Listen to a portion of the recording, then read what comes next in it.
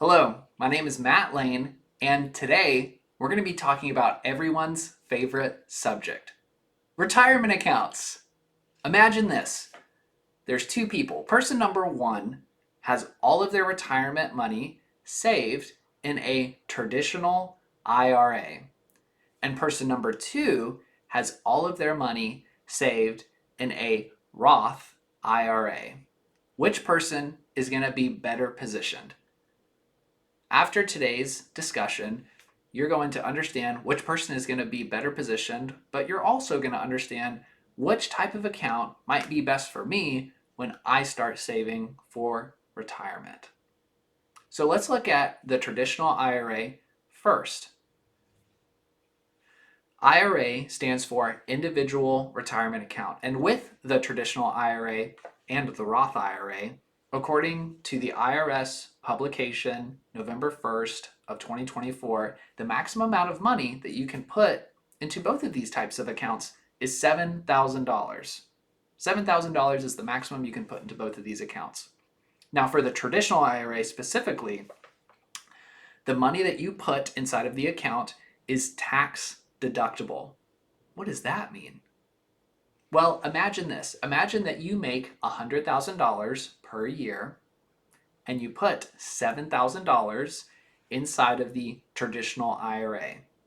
When it comes time to do your taxes, you will only pay taxes on $93,000 of your income. So that contribution that you made offsets your taxable income. This is a great thing. Now, what about growth in the account? Is growth in the account as the years go on and the account grows, is that growth taxed or is it tax deferred? Well, for the traditional IRA, it is tax deferred. This is a good thing. You don't have to pay taxes on the growth as the years go on. But what about when it's time to pull the money out of the traditional IRA? Is it going to be taxed or is it going to be tax free?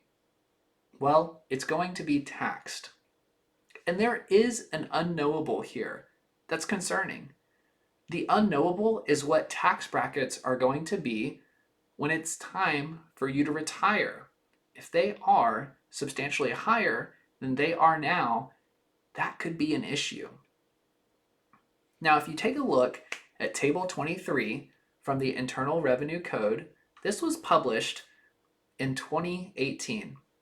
And what this table does is it shows us what tax brackets have been from the 1913 to 2018. And it's helpful to look at past historical data to make a good judgment call on what might happen in the future. Now, if you look at column number 6, this shows what the highest tax bracket were in specific periods. Now, if you look around the 1940s, 1950s, and the 1960s, you can see that the highest tax brackets around that time hovered around the 80% to 90%. This is a substantial number for taxes. Compare that to 2018, it's only 37%. The question that you need to ask yourself is what tax brackets might be when it's time for you to retire.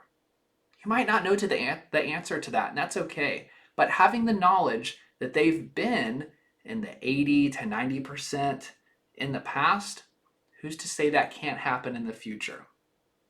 If this is sounding alarming to you, keep on listening because we're going to talk about the other type of retirement account. It might be more applicable to you. So that Roth IRA, let's look at that. How does that account work? And again, the maximum amount that you can put inside of both accounts is $7,000, according to the Internal Revenue Code from their publication on November 1st, 2024. Now, how does a Roth IRA work?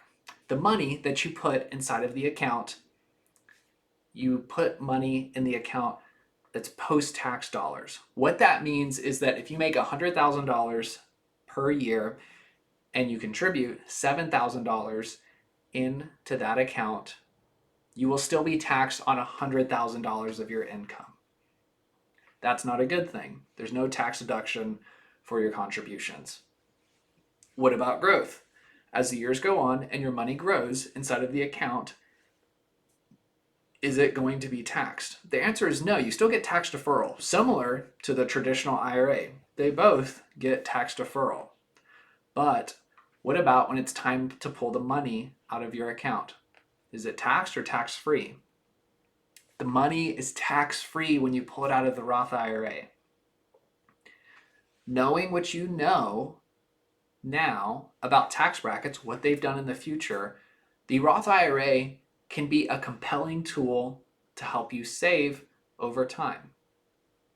Now, here's another difference between the two. What's really important is this. If you think that in retirement you might spend less money than you spend now, for some people the traditional IRA could look better because the tax brackets. If you don't think you'll be in that high of a tax bracket when you're in retirement, some people might like the traditional IRA better. Now, if you think that you're going to be spending more money than you spend now in retirement, you might be in a higher tax bracket when it comes time to retire. The Roth IRA might be a better decision for you. Also, if you're not going to sleep well at night knowing that your money is going to be subject to tax when it's time to retire, the Roth IRA might also be a good vehicle for you. So those are things to consider when you're trying to discover what type of retirement account is going to be best for you.